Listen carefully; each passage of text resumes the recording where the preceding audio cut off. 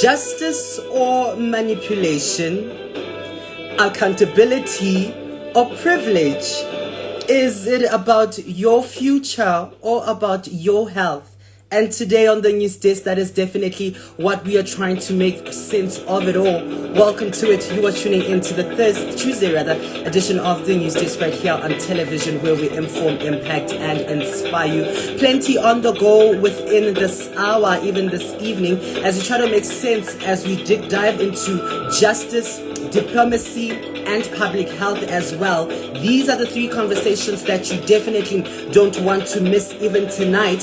First up, we are going to be going into the Africa in View with our African news correspondent Shawn, who is going to be joining us as we try to make sense of everything that is within the African. Rwanda's diplomatic fallout with Belgium, the M23 rebels falling out of peace talks, and a Nigerian senator. Sexual harassment is one of those headlines that are making rounds within the African continent.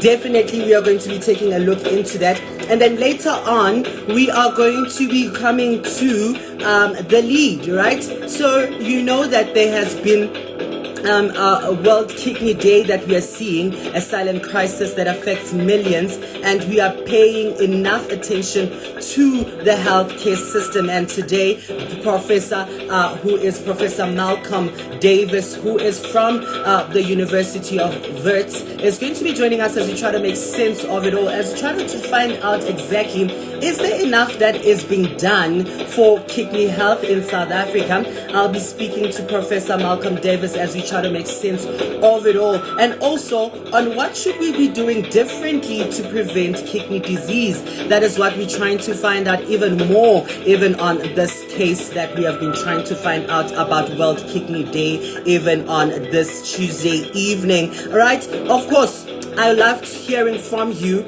right, as we give you this today's poll question. What I want to hear from you is, your kidney works 24/7 to keep you healthy, but how much do you know about protecting them? And you've got 4 options there for you. I drink plenty of water, I get regular health checks, I limit salt and processed foods rather. And your final options there is, honestly, I have never really thought about having that conversation or looking into it. And as I see so far that 100% of you are saying that y'all haven't had the chance to know about how to protect that kidney health, right? As I did mention that I'll be having my conversation with Dr. Who is rather the professor from Wits University, who is going to be talking about World Kidney Day and how we can try to protect ourselves within this, right? That is the Tuesday edition of the NewsDesk. But first up, let's begin with the big story of the day.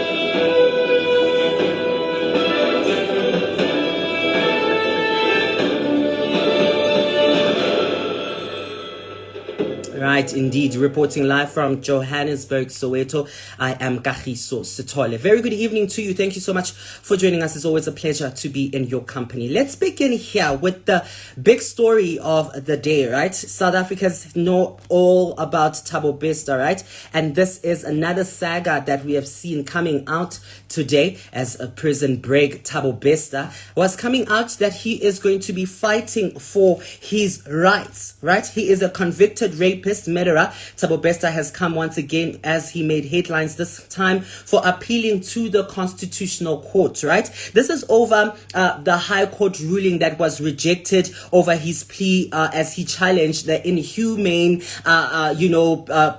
conditions that he was talking about of South African prisons and how that he was living in those conditions as a criminal in those courts, right? He also reiterated the fact that, this needs to be focused not only by the High Court, also by the Civil Court. But let's be clear about this one, right? What is Thabo Bester trying to prove here? Is he trying to, make us forget about the fact that he had a prison break that he orchestrated with his wife rather, who is his fiance, Nandipha Makudumana, who is a doctor. When he all played out a prison break that we saw, as they played out, they pretended as if he burned, and they used someone's body in the prison case there, and that is what we are seeing there unfolding even in the courts there. But an EWN reporter was on the midday report on 702,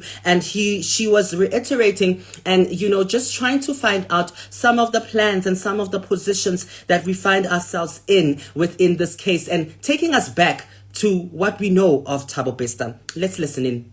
This starts all the way back to one of his appearances in the High Court in the Free State last year. You'll remember Thabo Bester standing up and basically addressing the court, even though he had lawyers there, and he was speaking about how the conditions of his imprisonment were just unlivable. He said he didn't have, he said he was in solitary confinement, and he said that he was only being given an hour to have exercise. He said he couldn't consult with his lawyers, and he says that was infringing on his rights, his constitutional rights to be able, number one, access to a fair trial, but secondly, for him to be able to prepare a defense.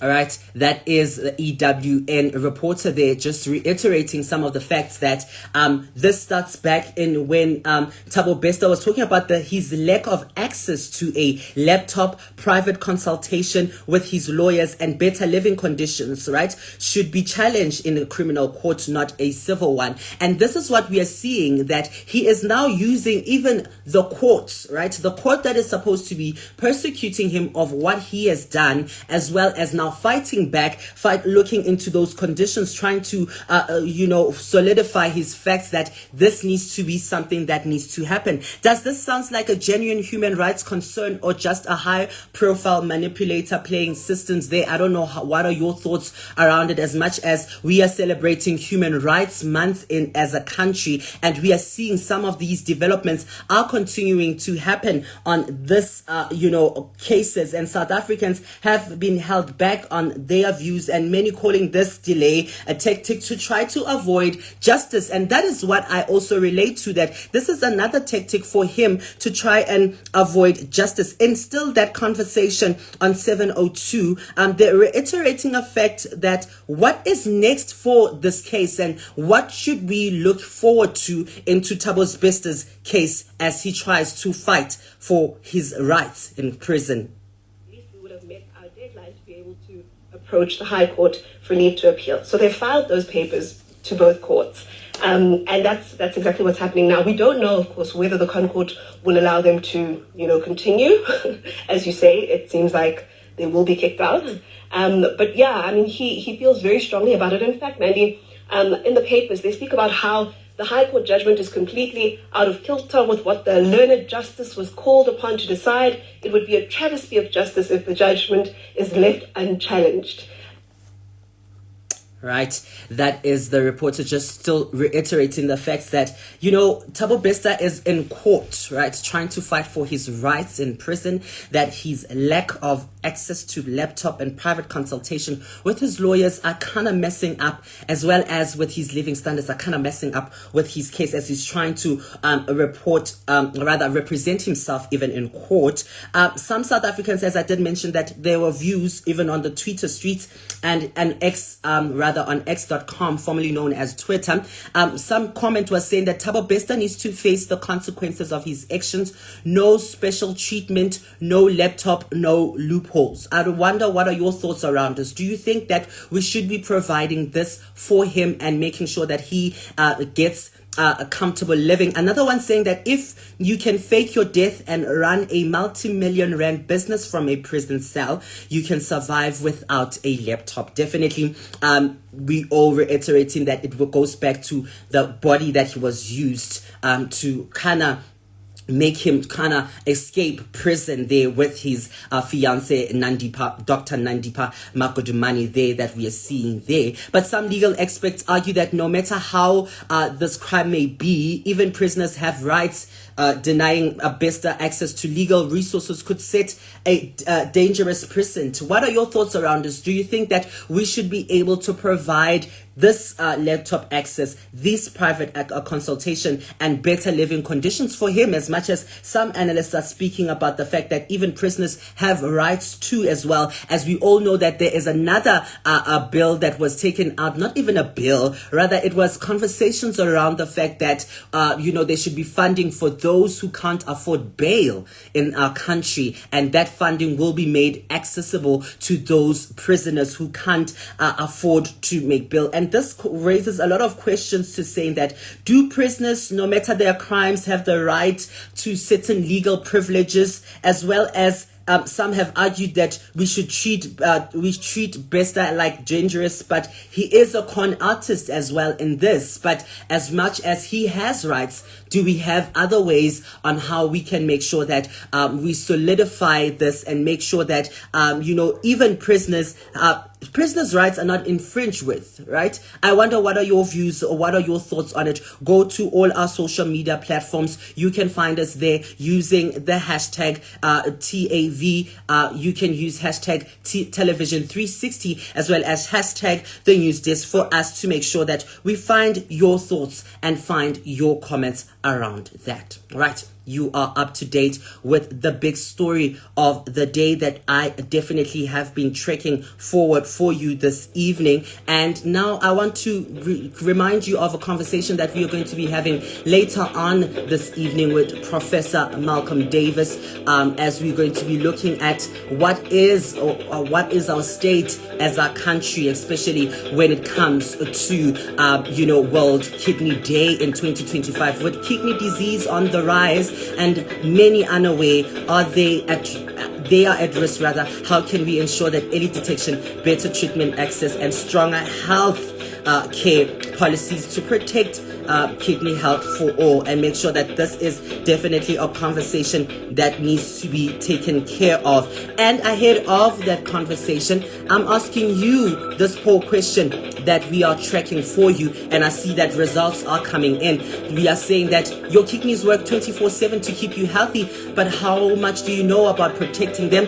And you have 4 options there, and in your 4 options is the first one: I drink plenty of water, coming up at 33% there. I get regular health checks, 0%. I limit salt and processed foods, still at 0%, and 63% on I honestly don't know much about it. But don't worry, our conversation tonight with Professor Malcolm Davies will give you a sense on how we need to shape up and look into this conversation. All right, plenty on the go. Now let's take a look into stories making headlines within the African continent, and Shawn is standing by with Africa in View.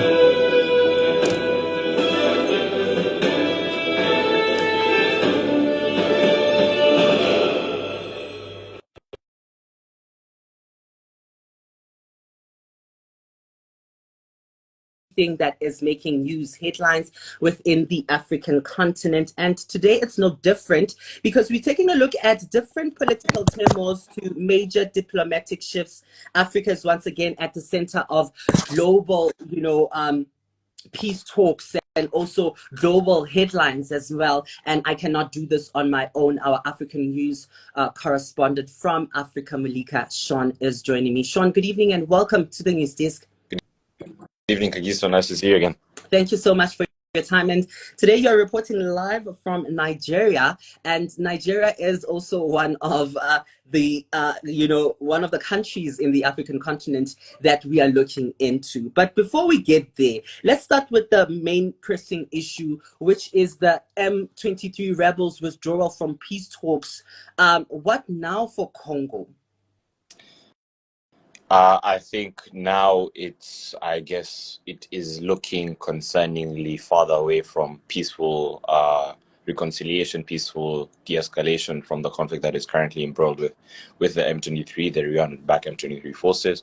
And to keep things simple, it's not looking good. Definitely, it's not looking good. And as well as now that we are looking at even the other troops have been pulled away as well. Even South African troops as well have been removed even there. But do you think that even with the reason here that the M23 claims that this decision is because of international sanctions and ongoing military action against them, do you think that this reason is real? This is in reference to Congo, DRC, or Rwanda? It's for Congo DRC. I think to some degree, I think both parties have actually stood in the way of a peaceful de-escalation to the conflict, and to some degree have failed to seize opportunities to basically walk away or in a different direction from the conflict that is currently at hand. However, probably at this stage, I don't think the shoe is quite on the DRC's foot as far as being culpable for the escalation of conflict between it and the forces in the Eastern Congo. Indeed. But the big question also as well about this war, it has to be that how much of this war has been about these peace talks that we've been talking. There has been peace talks here and there, and as well there's how much of control does this have over Congo's mineral wealth? Yes, exactly, and you've said it again. You've seen there's been several rounds of peace talks. We've seen Belgium getting involved and then getting expelled. We've seen the East African community trying to get involved, the South African Development Community, even the Central African states, the U.S. somewhere in there tried to weave its way into a mineral deal, so on and so forth. So basically, if you look at it even just geographically, Congo is quite literally at the heart and at the center of Africa, and as a consequence, has cause for just about anyone that is anyone to get involved in its matters, even without acknowledging its abundance of mineral wealth that it boasts. And then moving forward, when it comes to what it means for the wealth that sits within it, wealth that is not only crucial for the energy transition to more electric based energy infrastructure and moving away from fossil fuels, things such as your cobalt and your lithium that are essential to the battery powers that would basically support that kind of transition and fight off what is a climate disaster. But also things that are essential to, I guess, our modern way of life, such as things such as cell phones, even that many of us we even get to share information from, things like that. I think in December it was that they took Apple and Tesla to court over their culpability in human rights abuses in the mines in Congo. So generally speaking, it is almost as the last time we covered gold in Sudan, and now we cover cobalt and lithium in Congo, and many of these things that are crucial to the world and how it works. There will be backers that move both silently and loudly towards their favored winners and who they'd rather see these minerals be in the hands of, because I think they see themselves getting a better cut out of it, and to see basically the Congolese people be at the mercy of the whims of a stock market or the prices going up and down is very heartless to see. Definitely very heartless to see. And another heartless thing that we have to witness as Africans is where we're seeing, in moving into Rwanda now, that President Paul Kagame now cutting ties, diplomatic ties with Belgium. I mean, this,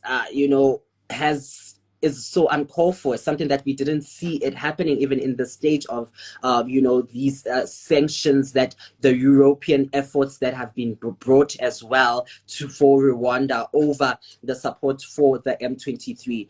What are your thoughts around the relations between Rwanda and Belgium now as they fall apart dramatically?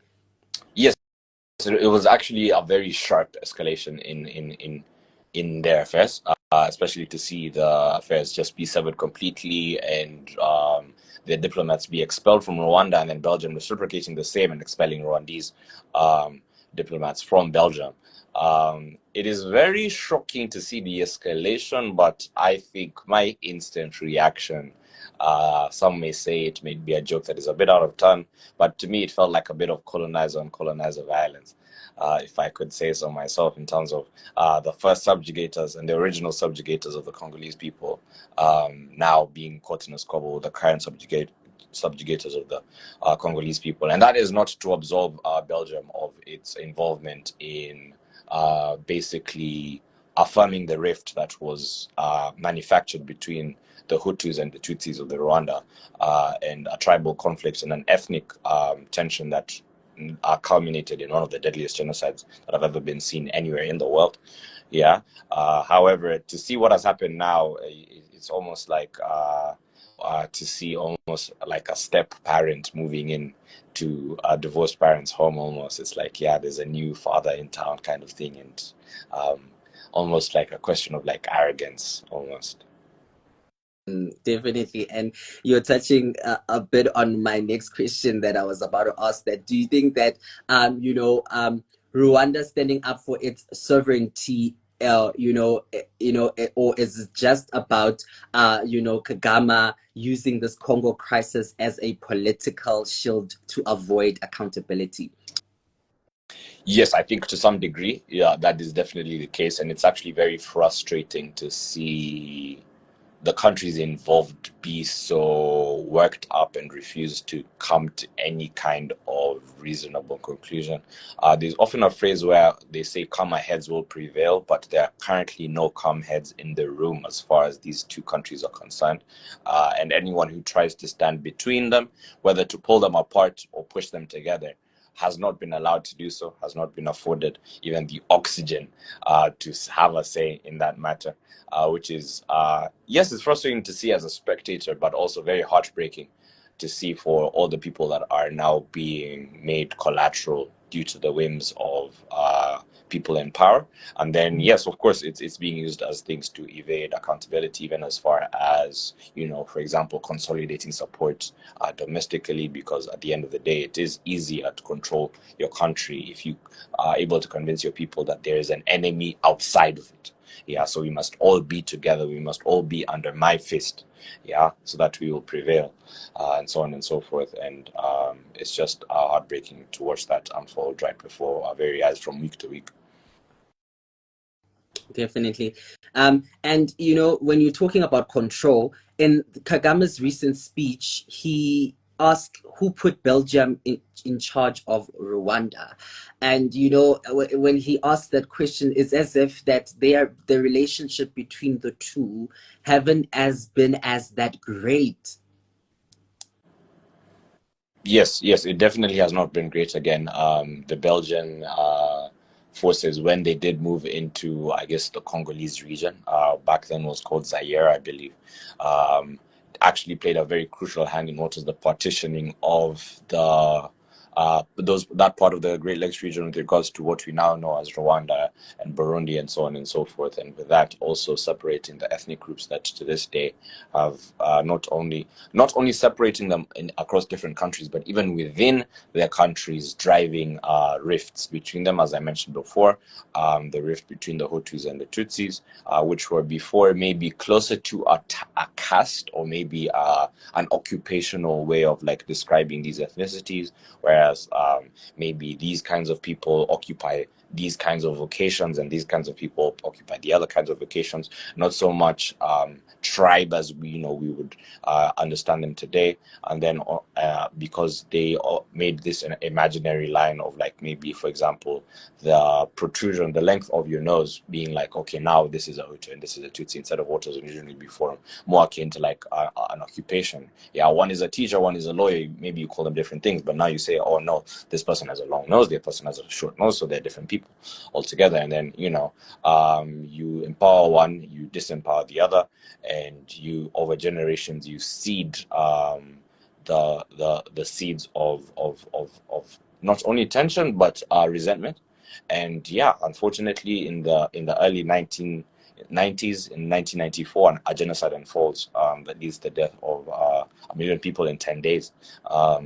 And of course, when you see that unfolds under the watchful eye of that region, Belgium and the Germans, yeah, of course, if they were to come now back again, yeah, 30 years later, as another conflict unfolds and try to tell you, oh, one A is not right and B is the right thing, they'll turn around and say, who are you to tell us what is right and wrong?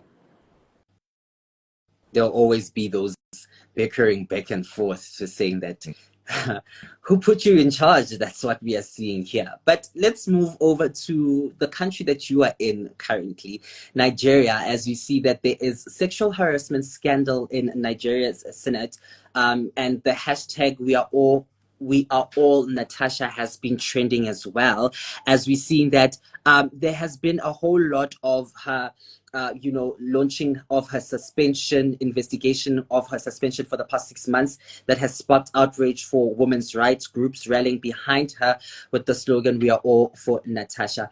Shawn, do you think that this is, all about, a washed shade of women's rights in Nigeria, or, it's just another case of powerful men silencing women? I think it's to see someone get basically expelled or suspended for reporting something definitely is something to bring shame upon the entire institution of the Nigerian Senate, because it is not even, for example, to say you have been suspended for being accused of something, you have been suspended for example, insulting someone, but you have been suspended for calling attention to something that you allege, yeah, which is a different thing altogether. And then to see that be met with basically, yeah, just complete, not just rejection, but expulsion from what is an elected seat. The Nigerian Senate is a seat you're elected to. Yeah, it's definitely something that is very appalling to see, and it definitely condemns the state of women's rights in the legislative body of the Nigerian government. And it is also sad to see, as the person whom the sexual harassment is alleged is the Senate.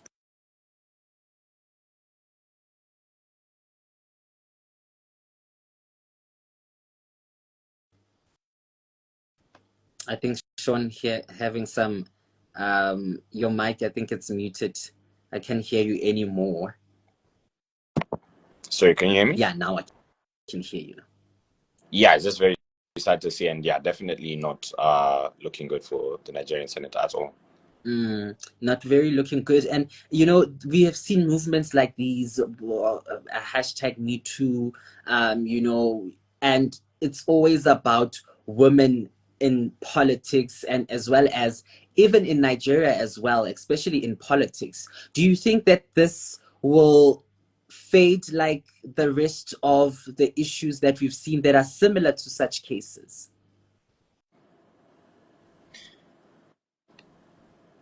Yes, I do think it.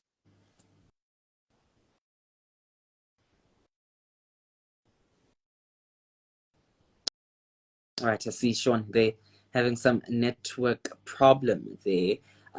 He did mention that he is reporting live from Nigeria, and the network where he's located is not as great. But we have been just talking about the fact of the crossroads that we are seeing within the African continent, and the fact that Congo's war is even peace, when minerals are at state. That's what we are seeing here. And we are also seeing that we also talked about that Rwanda itself versus Belgium, as we know that Kagame just cut ties off with the anti-colonial defense becoming political deflection rather. And as well as now, just before Shawn just got out of the live, we were looking into Nigeria's gender war. Will Natasha's story change the system or be forgotten? This comes after, as the Senator Natasha has been accused, the Senator President, of sexual harassment, and we are seeing her being suspended. Instead of launching an investigation, the Senate suspended her for 6 months, and has sparked outrage with women's rights groups rallying behind her under the slogan, "We are all Natasha." And that is what we are seeing even in this case, that even at this point in time, there is a whole lot of people coming in, and a whole lot of rights and women being silenced at this point in view. And, just reiterating some of the points that we have been talking about with Shawn, to talking about the fact that, will this story change the system, or we'll still see the same nitty-gritties that we are seeing, it's one of those problems that we are seeing. And I'm trying to get Shawn back, just so that we can just wrap up this conversation around this sexual harassment scandal, and as well get his final thoughts on how these top stories are definitely shaping Africa as a whole, and how our future is shaped as Africa. I'm still trying to get that network. That's him. Says here that he is unable to join on my side here. I don't know what is the problem there. But whilst I'm still trying to get a hold of him, I want to find out from you, what are your thoughts on this? Especially now that instead of them, coming in and hosting an investigation, they are suspending her, which raises a whole lot of, tensions around this. And Shawn, before you went off, you were just trying to share your thoughts around this. But will this issue fade like many other before? And as well as we are wrapping up this conversation, might as well also share your final thoughts on how these top stories that we've spoken about are shaping Africa. Yes. And yeah, thank you, and apologies for the network break that happened somewhere in the middle of that. I think I do take it as I don't mean to be a conspiracy theorist, but if just as you get to a Nigerian topic, a controversial one, that is when the break happens. I guess that is a sign for me to be a bit mindful of the tone I use, although I will Be not careful shy. with your words. Yeah, I still will not shy from describing the matter at hand. But yeah, even just as what you were saying is, at the very least, when something like that is reported, it should result in an investigation and not a 6-month suspension. And I think that is something that is where the bar should lie. With regards to whether it will be one of those stories that come and go or fade, I don't actually think so, because when you do look at it, I think Nigeria is on the precipice of a lot of, I think generally speaking, people are coming to their breaking point as far as what they can and can't take, to the extent of even just a lot of questions being asked as to whether they will just put up with this kind of mistreatment by the government, and not only mistreatment by the government of the people, but also of, I guess, people in the government. So I think generally it won't be something that just goes away, and it's really just something for everyone to put their hands up and be accountable, to be honest. Of course, due process is to be seen, especially in one of the highest legislative chambers in the Nigerian government, but I guess that is literally the point of bodies like a Senate in the first place. So I hope they rise to that goal. Indeed, it's always a pleasure to discuss some of the developments, especially that are happening within the African continent and how they are shaping us as a country. Shawn, thank you so much for your time even this evening. Thank you so much.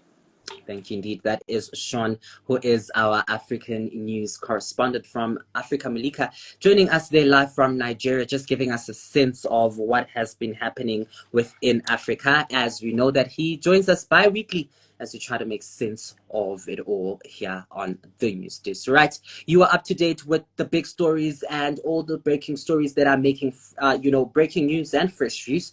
It's time now for us to shift focus on to conversation that shapes and guides our communities and societies, and that is In the Lead.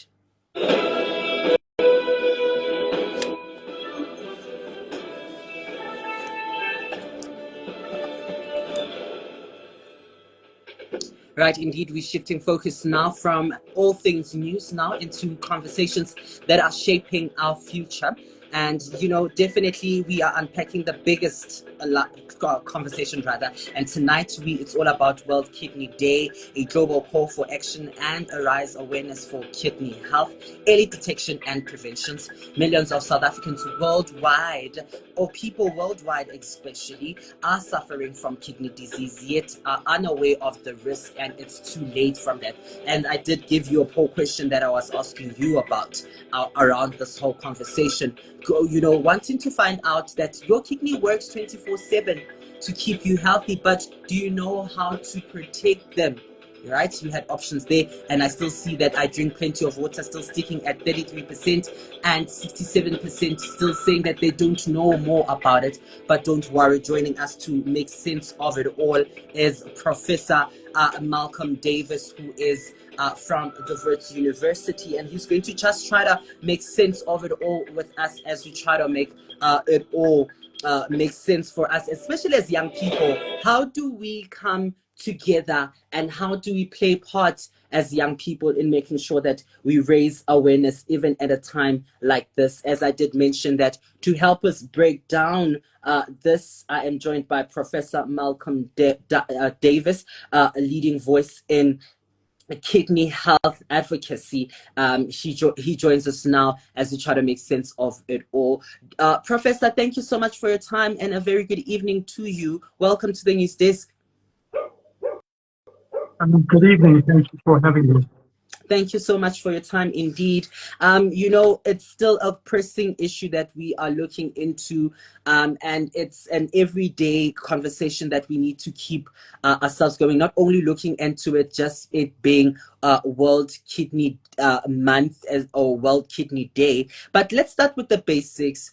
Kidney disease is often called the silent epidemic because of its symptoms or only appearing in later stages. Can you break down for us why kidney health is overlooked, especially, by our societies and young people in general?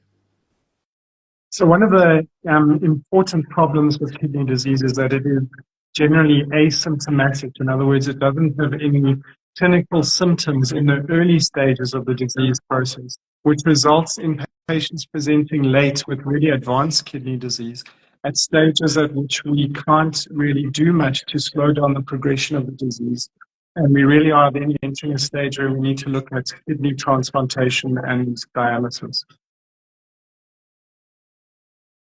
So what makes it such a dangerous disease? Well, so the kidneys are really vital organs in our general health. So, they filter the blood continuously to remove waste products and excess fluid. They are really important in controlling our hormone status, our bone health, our levels of red blood cells present in our system. So they have impact on a variety of other organs. And when they fail, and as we say, when disease develops and presents late, that will have important effects on a number of other systems, and obviously can be fatal. Such a very crucial thing that we need to be looking into our health checks, as well as how our kidneys function as a body. But now let's talk about who's at risk.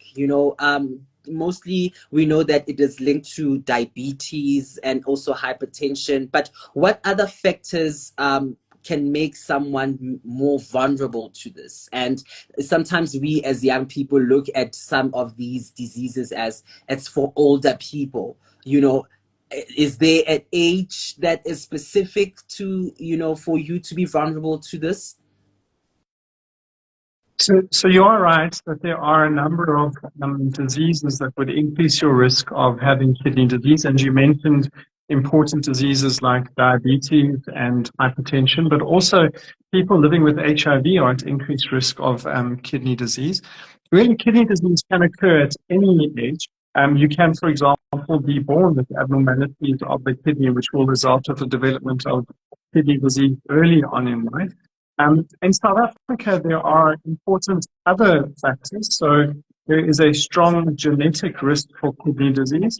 And there's also the sort of like contribution of socioeconomic factors, so intergenerational poverty cycles, etc., which accelerate and increase the risk of kidney disease in our population. So in fact, in South Africa, kidney disease is a disease of young people, with most people developing kidney disease being between the age of sort of 30 and 40 years of age. Very interesting facts that you're sharing there, that it's, around the ages of 30, and that's when we mostly do not even have those regular checkups as young people, and many people don't even know about this, and even their lifestyle choices play a huge role into the kidney health rather. But what about how the lifestyles that we need to keep, how should we, what kind of a lifestyle should we maintain, in order for us to be less vulnerable to this? So as a general principle, a generally healthy lifestyle is what you want to ameliorate your risk of kidney disease. So there are lifestyle factors that can accelerate the progression of kidney disease, make us have more severe kidney disease early in life. So things like smoking, for example, is an important risk factor. So is being overweight. And there are things in our diet that can contribute to the progression of kidney disease include, for example, our high salt diet or high fat diet, the sort of diets that we all live on these days in terms of sort of ready available fast food is an important contributor towards the progression of kidney disease. I mean, Prof, with such a disease, there could be a lot of myths and misconceptions that, society, gets around with. What are the most dangerous and most common misconceptions around kidney disease? And how can we change those conceptions? So I think you highlighted a very important misconception around kidney disease, which is that it's a disease of older people. And sometimes this results in us not taking steps to ensure our own health, for example, by going for tests for kidney disease. So earlier on, you spoke about kidney disease being an asymptomatic or a silent epidemic. And that's because in order to make the diagnosis, we actually need to do blood and urine tests and check blood pressure. So I think it's important to say that it's not a disease of old people. It's something that we can readily detect with screening tests like measuring blood pressure, checking blood and urine, and that people who may be at higher risk of developing kidney disease, so people living with HIV, our diabetics and hypertensives, and anybody with a family history of kidney disease should go for those kind of screening tests early on so that we can detect the disease in its early stages. I think another sort of important misconception about kidney disease is that there isn't a treatment or that it's universally fatal. And in fact, if we can diagnose kidney disease early on, we can slow down the rate at which the kidneys progress. And that means that we can keep people, for example, from developing end-stage kidney disease and requiring dialysis and a kidney transplant. So important messages is to go for screening so we can diagnose early because there are treatments available. It's the importance of early detection and going to do these health checks. And that is one thing that as people in general, we are kind of afraid of. What is it that we are going to find as we go, This year's theme for World Kidney Day is kidney health for all, emphasizing that education and prevention is key. What is, how can you place the theme for this year into South Africa's context when it comes to kidney disease? So really important point that you're raising. We think that between 10 and 16% of South Africans are living with some form of kidney disease. And the disease tends to particularly affect South Africans of Black African ethnicity. And this is precisely the people who don't necessarily have access to the sort of advanced treatments that are available for kidney disease. And so if we are going to improve treatments and access to care, it's really important, again, that we start to screen early so that we can intervene early and slow down progression of kidney disease. Because at early stages of kidney disease, treatments are very simple and effective in terms of blood pressure control, dietary modification, and treatment of diabetes at present, as well as, for example, treating HIV in people who are living with HIV. So I think if we are going to target kidney health for all, It starts by finding kidney disease so that we can intervene early and ensure that we keep everybody's kidneys healthier for longer. According to your view, Prof, do you think that South Africa, are we on a good state when it comes to the disease in terms of, the management and the treatment as well, and the awareness at large? I don't think so. I think we have a lot of work to do in terms of increasing our people's knowledge of kidney disease, in terms of stimulating them to come forward or encouraging and improving people's access to care for screening for kidney disease, and in terms of ensuring that we can access kidney health for all. So just as a snapshot, I mentioned earlier that we think 10 to 16% of South Africans are living with kidney disease. Now, we actually have one of the lowest rates of access to nephrologists, so kidney specialists in the world. Our sort of level of kidney specialists to population is on par with nations like Bangladesh. So we really have a long way to go in terms of improving access to kidney health for all South Africans. But as I say, it starts by screening, and that screening test does not necessarily require a kidney specialist. It's the sort of thing that a GP or a healthcare practitioner at the local healthcare clinic could undertake, and then on refer as necessary in order to try to improve the level of care that we provide to our population. Yeah, indeed. There's still a whole lot of way to go. And Prof, for someone who might be, watching, because even this conversation will be posted on our Spotify platform as well. Someone who might be listening as well to this conversation and they want to get screened or learn more about kidney health, where can they go? So there are a number of online resources that are available.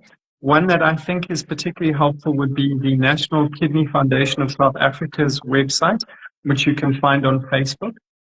For people who are concerned and would like to go for screening tests, the place to start would perhaps be by visiting your GP or your primary healthcare clinic.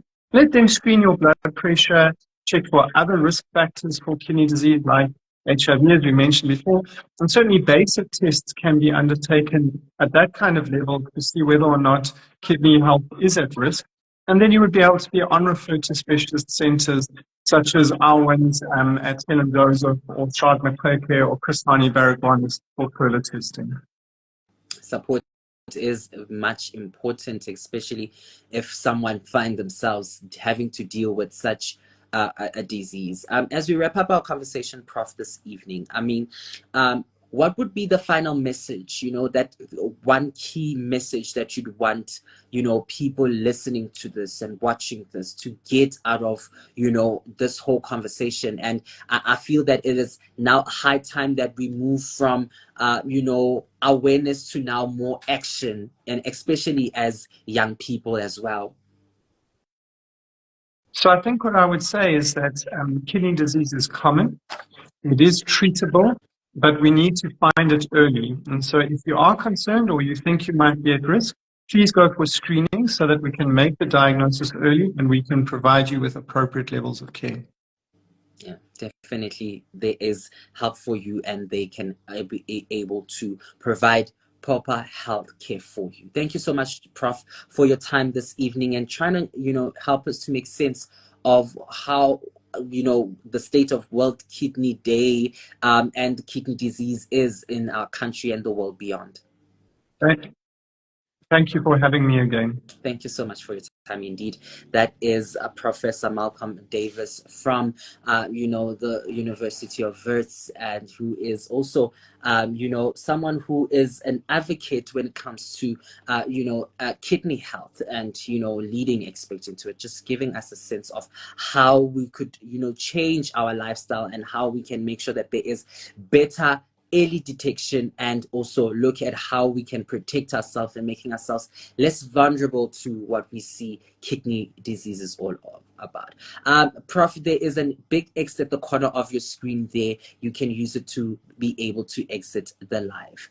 But to put this into perspective, studies also show that 90% of people with kidney disease don't even know they have it. And that is a massive gap in awareness. And definitely you can go on to find out more and inform yourself and educate yourself, especially as a young person, on how you can take care of your health, especially when it comes to kidney health. And with that said, it brings me to the poll question that I've been asking you this evening, and the results are in. Definitely saying that your kidneys work 24/7. Do you know how to keep them healthy? But how much do you know about protecting them? Still, 33% of you saying I drink plenty of water.